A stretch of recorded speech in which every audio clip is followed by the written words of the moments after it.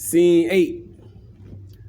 While Markel sat and read over spells and mixed potions, her sister Nara stood next to Elia, teaching Elia how to build balls of fire that were hers to command. So Elia went and burned down the building that were occupied with residents.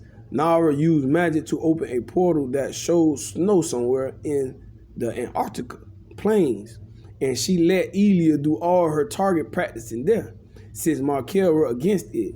At first, Elia set 100-foot trees ablaze, and Nara, just like a big kid, cheered her on up until they both spotted a polar bear walking. Neither one of them said anything as they both looked at each other, not wanting to alert Markel. Nara nodded at Elia with a devilish grin, and Elia focused on the polar bear while forming a strong fireball in her hand. When Elia felt the strength of the fireball surging back, she released it at the polar bear. When the fireball did finally hit the polar bear, it caught fire and growled and cried. The fire made the polar bear curl up.